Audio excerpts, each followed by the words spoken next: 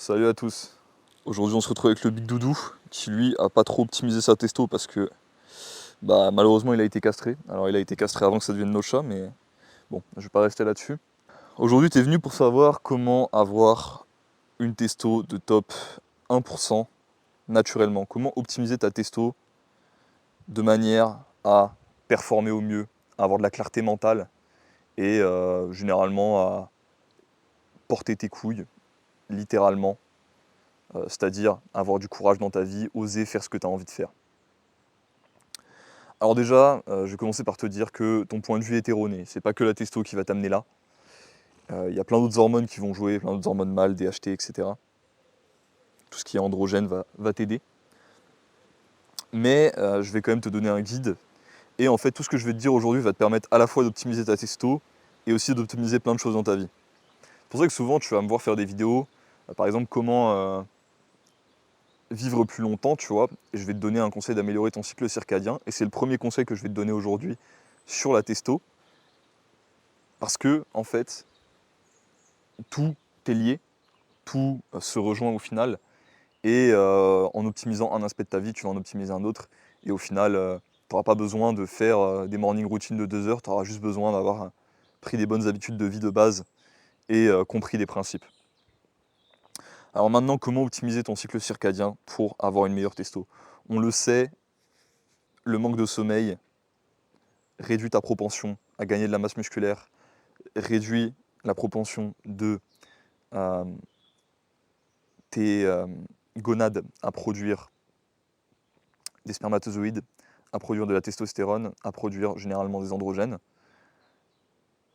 On le sait tout ça. Donc maintenant, comment faire pour bien dormir et pour éviter d'avoir toutes ces conneries? Sachant que le fait de bien dormir, ça va être aussi très important pour ta production d'hormones de croissance. Donc si tu es encore dans une phase de développement, c'est le moment d'y faire gaffe. Et c'est aussi le moment où c'est le plus compliqué, parce que c'est là où généralement tu vas être le plus addict aux jeux vidéo, à ce genre de conneries. En vrai, ça va être assez simple. Filtre de lumière bleue sur l'écran passé 20 heures. Idéalement, pas d'écran passé 20 heures. Être au lit après 22 heures.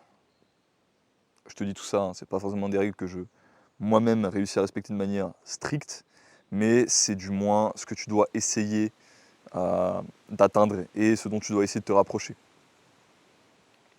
Dis-toi que chaque action que tu fais dans le bon sens, c'est un pas dans la bonne direction et c'est un renforcement dans la bonne direction. Ne pense pas à l'inverse.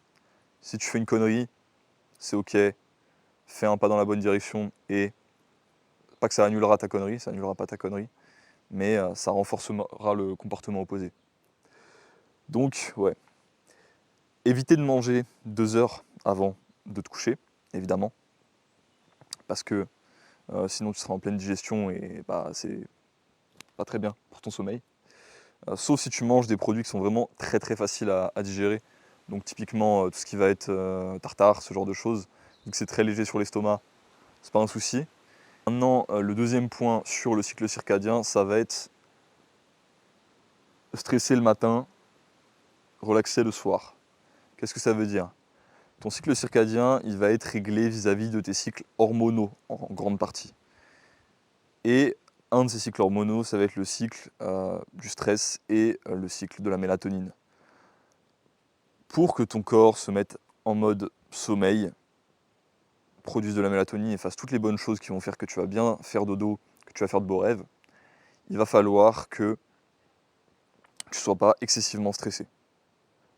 Pour ne pas être excessivement stressé, pour ne pas avoir de pic de stress le soir avant de dormir, déjà, il faut que tu fasses ce que je t'ai dit, c'est-à-dire t'évites évidemment tout ce qui va être contenu choc, machin, donc les réseaux, t'évites les écrans, enfin t'évites toutes ces choses-là, hein. Ça c'est évident, t'évites le café, hein. Ça si c'est pas clair, oui t'évites le café le soir, même après-midi, si tu peux éviter le café tout court c'est mieux, t'évites la nicotine, t'évites l'alcool, t'évites toutes les autres drogues, en fait ça a des effets très négatifs sur le sommeil, tout ça. Mais vraiment extrêmement négatifs dans le sens que ça empêche ton cerveau d'avoir du sommeil REM. REM c'est Rapid Eye Movement, donc c'est le sommeil où tu as des rêves. La conséquence c'est que ce sommeil-là il va se concentrer sur la fin de ton cycle de nuit, où tu vas en manquer tout court. Et quand tu prends des mammifères et que tu les déprives d'un type de sommeil donné, que ce soit sommeil profond, non profond ou REM, le sommeil des rêves, ils meurent le plus vite quand tu les déprives du sommeil des rêves. D'où le fait que l'alcool, etc., soient vraiment des substances extrêmement délétères. C'est principalement leur action sur le sommeil. Au-delà du fait qu'elles t'amènent à faire des conneries quand t'es éveillé. Donc, au-delà d'éviter toutes ces choses-là, parce que ça c'est assez évident, concentrer ton stress le matin. Parce que avoir un pic de cortisol le matin quand tu te réveilles, c'est naturel. Et même si le cortisol est antagoniste à la testo et en gros est un peu ton ennemi quand tu as envie d'optimiser ta testo, il y a des moments où c'est pertinent d'en avoir et c'est pertinent de l'optimiser. Alors est-ce que ça veut dire prendre des douches froides? Moi je te le recommande pas. C'est lié à pas mal d'autres soucis, notamment la démence, Alzheimer, etc. Et surtout, ça n'a pas de sens, tu vois. Se mettre sous de l'eau de la ville pour se sentir sigma parce que tu as pris une douche froide, c'est malaisant. Maintenant, qu'est-ce que tu peux faire de plus efficace qu'une douche froide pour bien te réveiller, avoir ton pic de cortisol le matin et bien dormir le soir? Regarder le soleil. Dès que tu te lèves, dès que le soleil est levé dans le ciel, le regarder, tout simplement. Il n'y a rien de plus efficient, et ça paraît quand même assez logique, quand tu sais que nous, on a passé la majorité de notre histoire, les humains, à se réveiller avec le soleil. Il n'y a rien de plus efficient que justement de regarder le soleil pour régler ton horloge circadienne. Et les autres stress que tu vas avoir par choix dans ta journée, ce serait bien de les concentrer le matin. Donc si tu décides de boire du café malgré le fait que ce n'est pas idéal pour ta santé, bois-le le matin. Si tu décides de t'entraîner, l'idéal ce serait de t'entraîner le matin. Si tu décides de... Alors pour les sports de combat, ce genre de choses, ça va être plus compliqué. Et bon, il y a un moment où il faudra aussi faire avec tes circonstances de vie, tu vois. Faut pas non plus que ça devienne un truc irréaliste. Mais voilà, généralement, concentrer tes sources de stress si tu le peux le matin. Si tu as des embrouilles avec des gens dans ton entourage ou ta famille, le matin c'est mieux, pareil. En plus, ça te laissera la nuit pour dormir sur le problème en question, et peut-être que tu auras un peu plus de sagesse à ce sujet le matin quand tu devras l'aborder de manière concrète. Maintenant, je pense que je t'ai assez dit sur l'optimisation de ton horloge circadienne, et ça va déjà être une énorme partie du fait d'optimiser ta testostérone. Maintenant, je vais te parler un petit peu de l'alimentation. Déjà, si tu veux avoir des hauts taux hormonaux, il va te falloir du gras. Il va te falloir du vrai gras. Tout ce qui va être huile hydrogénée, tu dégages ça tout de suite. Pourquoi? Parce que tout ce qui est huile hydrogénée, donc huile végétale, hors vraie huile d'olive pressée à froid, le truc c'est que quand tu vas au supermarché, l'huile d'olive, tu sais pas si c'est de la vraie, tu sais pas si elle est pressée à froid, même si elle est marquée pressée à froid. Ne faites pas confiance à ça. Faites confiance que si vous avez de l'huile d'olive de producteur ou une marque vraiment très très carrée, tu vois, que tu as un peu cherché, etc. Donc hors de l'huile d'olive, de l'huile d'avocat et de l'huile de coco, qui sont ok, pressés à froid, et qui sont des acides gras principalement saturés, donc qui ne vont pas se dégrader à la cuisson et de créer du stress oxydatif. Et en gros, ce stress oxydatif, ça veut dire quoi? Ces radicaux libres, ça veut dire quoi? Ça veut dire coup de soleil, enfin juste, c'est de la merde pour tout, tu vois. Genre, tu vas moins bien digérer, tu vas être plus stressé. Évite, tu vois, évite, c'est mieux. Donc, qu'est-ce qu'il va falloir manger pour avoir du vrai gras? Des acides gras saturés, des œufs, produits laitiers crus, du gras animal, et c'est à peu près tout, tu vois. Gras de porc, gras de bœuf, gras de canard, tout ça, c'est excellent. C'est vraiment excellent. Pourquoi? Parce que ces gras-là, c'est les blocs de base qui vont permettre à ton corps de fabriquer des hormones. Donc si tu n'as pas ce gras-là, ton corps il peut pas fabriquer comme il veut la testo, il peut pas fabriquer comme il veut toutes les hormones liées à ça, donc la DHT. Il peut pas fabriquer comme il veut ton cerveau, parce que ton cerveau c'est principalement du cholestérol, c'est principalement du gras. 20% du cholestérol, il me semble 60% du fat. Donc voilà. Donc si tu veux pas être trop con et si tu veux avoir de la testo, mange du gras. Ensuite, au niveau de ce que tu vas manger en termes de protéines, ça va être assez lié à ce que je t'ai dit au premier plan. C'est-à-dire, si tu prends des œufs, tu auras de la protéine avec le blanc. Si tu prends des viandes grasses, tu auras de la protéine avec la viande, tout simplement. Et voilà, donc sur tes protéines, ça va être pareil, source animale, il ne faut pas chercher autre chose, c'est comme ça que ça fonctionne. Maintenant, si tu es un athlète, tu peux vouloir des glucides, et vouloir des glucides en bonne quantité, c'est-à-dire des fruits, éventuellement un peu de pommes de terre. Je dirais d'éviter le riz, les pâtes, parce qu'aujourd'hui, les pâtes, ils foutent n'importe quoi dedans. Et le riz, généralement, il y a des grosses quantités d'arsenic et d'autres métaux lourds et conneries dedans. Donc, se concentrer sur les patates en source de glucides. Éventuellement, le riz, si tu le fais bien tremper et tout. Mais, éventuellement, le pain au levain. Fruits et miel cru. C'est tes principales sources de glucides qui sont vraiment très glucides, tu vois. Après, la meilleure source de glucides que tu peux avoir si tu la tolères bien, c'est les produits laitiers crus. Moi, le lait cru, ça m'a accompagné à travers ma dernière prise de masse, et c'est aussi la prise de masse où j'ai littéralement le plus progressé. Entre mes 19 et mes 20 ans, enfin je sais plus exactement c'était à quelle période, mais en tout cas c'était après que j'ai fini ma poussée de croissance, que j'ai fini à 14 ans. 14 ans, je faisais déjà 1m80, j'ai pas bougé depuis. Et je me suis mis à boire du lait cru, et j'ai repris 3 centimètres quasi net, tu vois. Donc là je suis à 1m83, alors j'étais bloqué à 1m80 pendant un certain temps. Donc voilà, les bénéfices niveau hormones de croissance, déjà, ils sont pas à négliger. Donc si vous êtes en développement, les produits laitiers crus, alors évidemment, demandez à votre médecin, tout ça. Moi, je suis pas un expert nutritionnel, voilà. Mais c'est une putain de masterclass, ok.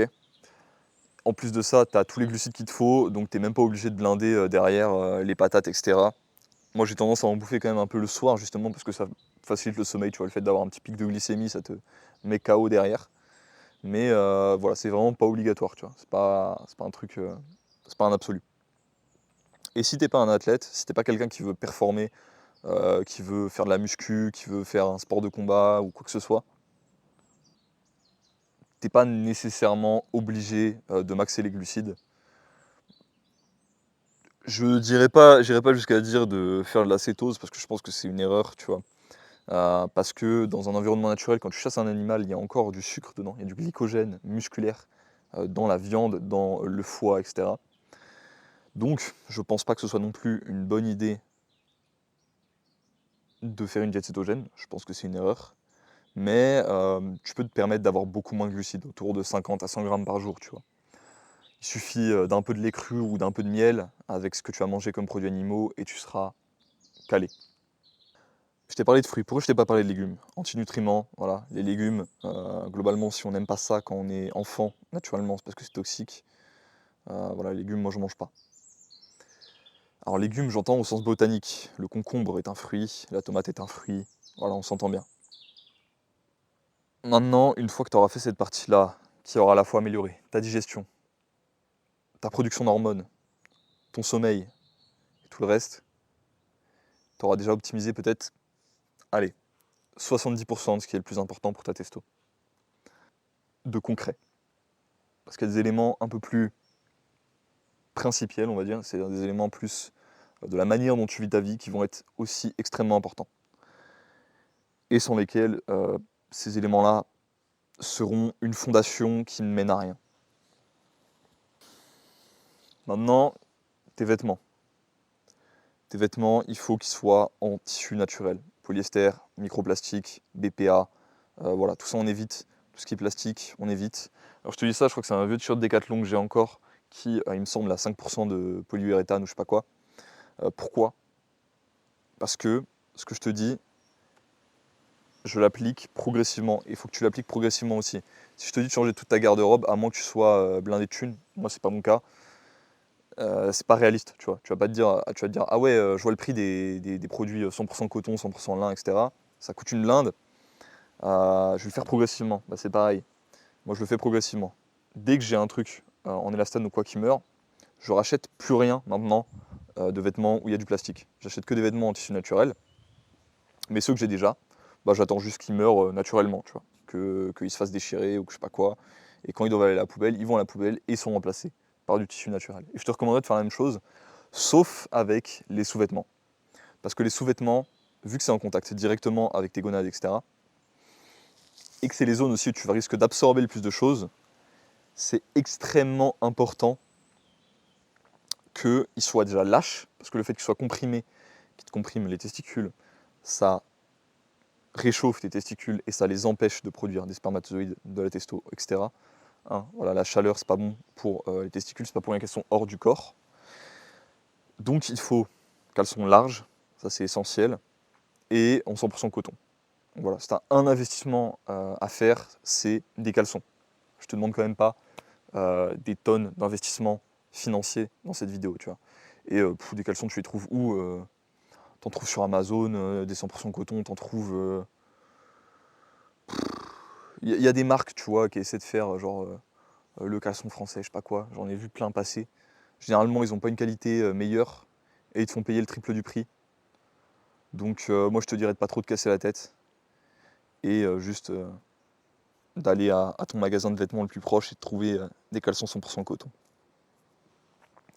Maintenant, il y a deux éléments. Le grounding, donc le grounding, c'est le fait d'avoir les pieds connectés avec le sol. Connectivité à la terre, voilà, ça paraît un truc de hippie, j'en ai déjà parlé maintes et maintes fois dans mes vidéos, mais c'est un essentiel pour être en bonne santé, parce que le fait de ne pas être connecté à la terre crée du stress oxydatif, voilà, fait que...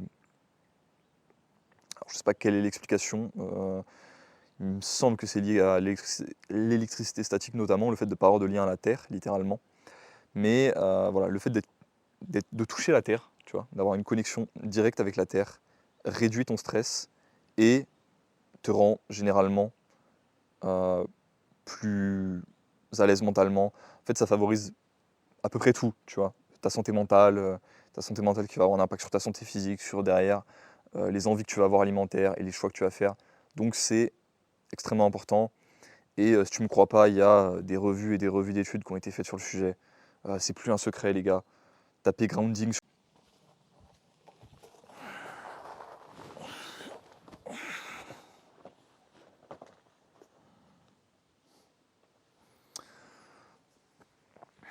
Donc j'en étais à dire que le grounding est essentiel.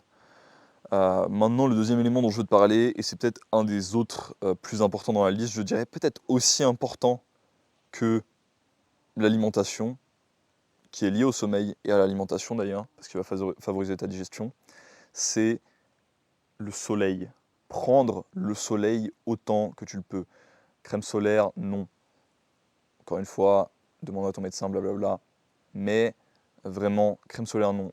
Il y a une revue d'études qui a été faite, une méta-analyse sur plus de 300 000 personnes, il me semble, 330 000 je crois, participants, qui a montré qu'il n'y a pas de lien entre l'utilisation de crème solaire et l'incidence de cancer de la peau. Voilà. Vos mélanomes ne sont pas dus au fait que vous ne vous protégez pas avec de la crème solaire.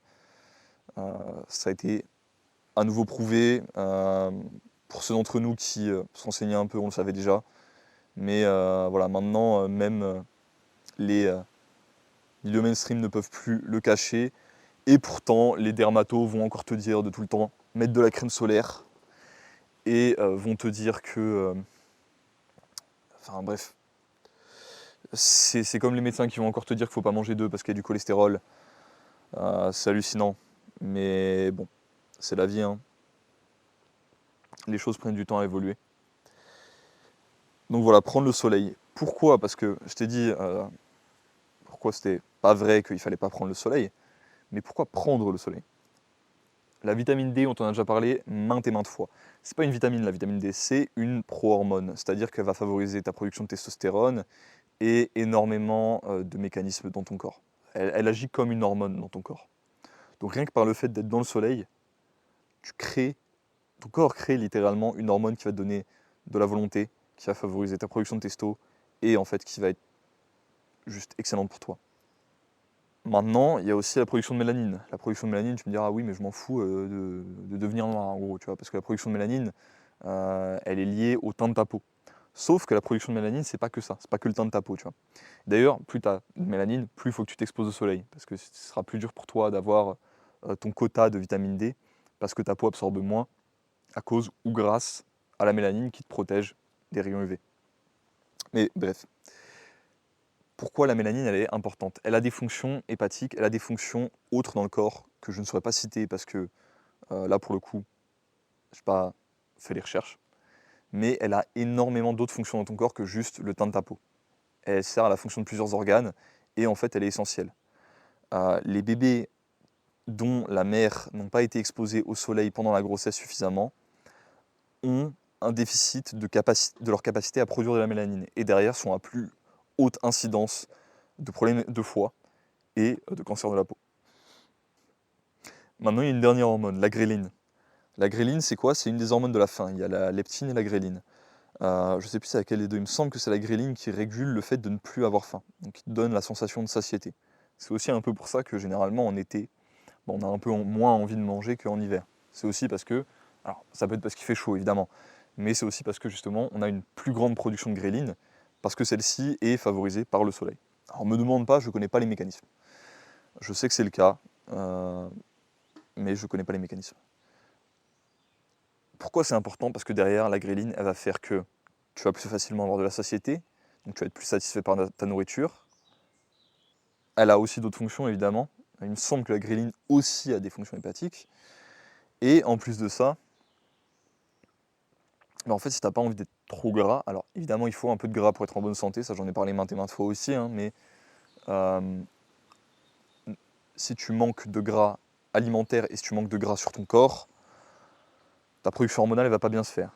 Maintenant, être trop gras, ça peut arriver aussi, et la gréline qui te donne cette sensation de satiété, elle va t'aider à moins manger si tu as envie de perdre du poids ou quoi. Donc ça peut quand même être quelque chose de très favorable, parce qu'on sait aussi que le fait d'avoir trop de body fat favorise la production d'oestrogène et pas la production de testostérone. Donc maintenant, pour clore la vidéo, je vais te dire l'élément le plus important que la diète pour moi, plus important que le sommeil pour moi, plus important que tout ça. J'ai oublié l'élément social d'abord, le fait d'avoir des interactions sociales avec d'autres hommes et d'avoir la compétition, ça favorise la testo, et le fait d'avoir des interactions sociales en particulier avec des femmes, ça favorise la testo. Maintenant, venons-en au plus important dans la vidéo, donc, ayez des relations sociales. Le plus important, c'est quoi? C'est avoir une direction dans ta vie et favoriser cette direction avec le winner effect. Le winner effect, c'est quoi? Il y a sûrement un bouquin à la con de dev perso qui a été écrit sur le sujet, moi je ne l'ai pas lu, mais en gros, c'est que plus tu gagnes, plus tu apprends à gagner. Plus tu perds, plus tu apprends à perdre. Il faut que tu trouves des domaines dans la vie où tu peux accumuler des petites victoires, infinies, des grosses victoires, parce que victoire amène sentiment d'accomplissement, amène testo. C'est tout simple. C'est vu par toutes les études qui étudient ce phénomène. Donc il faut que tu apprennes à gagner en fait. Et apprendre à gagner, c'est quoi? C'est avoir des systèmes qui vont faire que tes résultats dans tout le domaine de ta vie vont s'améliorer de jour en jour et avec chaque pratique que tu vas faire de chaque domaine. Par exemple, la muscu. Si tu as un programme concret et un élément comme le tableau de PR, comme moi je te le recommande, moi c'est mon taf avant tout, je suis coach sportif, donc pour ceux que ça intéresse d'ailleurs, vous avez mon lien en description. Le fait d'avoir une méthode qui te permet à coup sûr de progresser et de gagner, de faire des records, c'est-à-dire de gagner à chaque fois, ça t'apprend à mieux gagner. Ça fait que tu te sens mieux, aussi vis-à-vis des autres, mais vis-à-vis de toi-même. Et voilà, tu vois. Pareil avec un sport de combat. Évidemment, quand tu vas commencer, ça risque même de créer une petite descente dans ta testo. Parce que tu vas arriver, tu vas te faire éclater par tout le monde dans une salle de sport de combat. Mais in fine, tu vas continuer à pratiquer parce que tu as un petit peu de volonté, tu es un mec déter, je crois en toi. Et in fine, tu vas devenir meilleur dans ta pratique, tu vas de plus en plus gagner. Et à force de gagner, tu vas apprendre à gagner, littéralement. Ton cerveau fonctionne comme ça, ton système hormonal fonctionne comme ça. Plus tu gagnes, plus il va favoriser les comportements pro-victoire, c'est-à-dire agressifs, discipline, etc. Et plus tu perds, plus il va favoriser les comportements pro-défaite, c'est-à-dire rien faire, te refermer sur toi-même, être timide, etc. Est-ce que tu peux apprendre à gagner sur tout à la fois? Alors, évidemment non, tu vois, il y a un moment, il va falloir un peu structurer les choses, mais quand tu apprends à gagner dans un domaine de ta vie, tu pourras en tirer des leçons pour derrière apprendre dans un autre domaine. C'est souvent pour ça que je recommande aux mecs de commencer le dev perso par la muscu, C'est parce que c'est le domaine le plus concret où ils peuvent directement avoir des résultats, tu vois,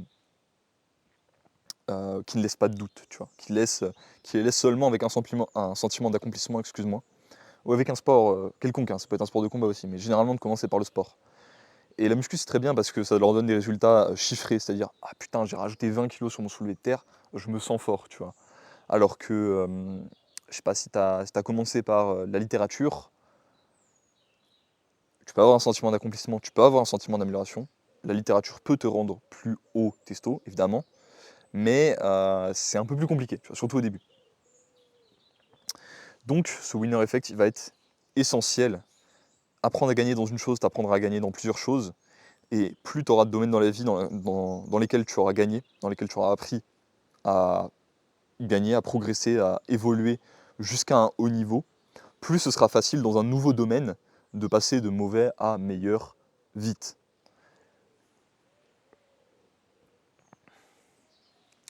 Donc ce winner effect, vraiment essentiel. Je sais que je me répète, mais essentiel, putain. Et maintenant, avoir une direction dans ta vie. Ta direction dans la vie, tu vas peut-être pas la trouver d'un coup, et je suis pas en train de te dire que ça doit être le cas. Mais, et c'est un peu l'élément le plus dur pour moi à t'expliquer, même à mettre dans la vidéo, parce que c'est le moins concret.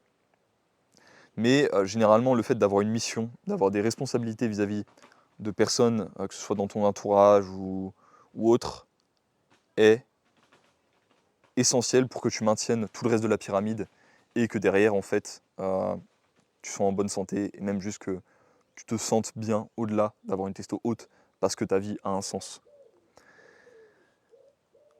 Donc maintenant, trouver ta mission, ça peut être, comme moi je l'ai fait au début, à travers le fait d'aider des gens avec leur transformation physique et leur transformation en performance.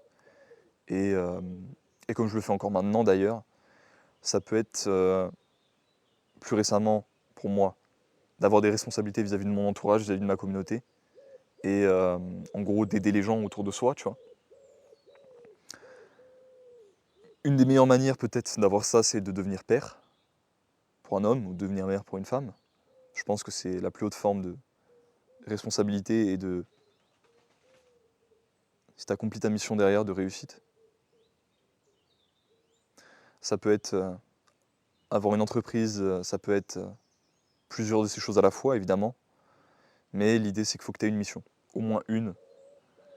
Et il faut que tu aies un type, un comportement par lequel tu guides cette mission. Et pour ça, j'aurais tendance à te référer plus à une étude de ta propre psychologie, de ton propre cerveau, pour savoir quel archétype tu vas répéter. Donc là, je te recommanderais, bon, je ne vais pas faire mon Jordan Peterson, mais je vais quand même te recommander les mêmes choses là-dessus. Je te recommanderais la lecture de Jung. Je te recommanderais d'aller lire surtout beaucoup de textes dans le domaine plutôt spirituel. Je pense que le domaine, tout ce qui est mythe, va beaucoup t'aider à voir par les personnages de mythe comment tu veux vivre ta vie, à quel personnage de mythe tu veux ressembler, et à quel personnage de mythe tu penses ressembler, que tu le veuilles ou non. Et derrière, guider ta vie par les principes qui régissent ces personnages-là, ces types-là, cet archétype-là. Quand tu sais au plus profond, pas seulement au niveau psychologique, mais vraiment au sens mythique, qui tu es, c'est beaucoup plus facile derrière de maintenir tous les comportements que je t'ai cités dans cette vidéo qui forment toute la base de ta pyramide. J'espère que cette vidéo aura pu t'apporter. J'espère qu'avec cette vidéo, tu réussiras à optimiser ta testo une fois pour toutes. Et surtout à comprendre que l'optimisation de la testo n'est pas l'élément le plus important que ce que tous ces comportements t'apporteront. Je pense que ces comportements t'apporteront beaucoup plus que juste une testo haute, mais plus que tu vas associer justement à une testo haute, c'est-à-dire une grosse confiance en toi, un chemin dans ta vie et de la décision dans ce que tu fais. Et ouais, je te souhaite une excellente journée, gros. Si t'as bien aimé la vidéo, n'hésite pas à t'abonner, n'hésite pas à lâcher un petit like. Maintenant, Doudou vous dit au revoir. Ils vont grande fort là. On vous dit au revoir et on vous dit à demain, comme d'habitude. Doudou, moi faut que j'y aille, moi. J'ai des choses à faire. Ouais, c'est bien que tu vas sur la table. T'es beau.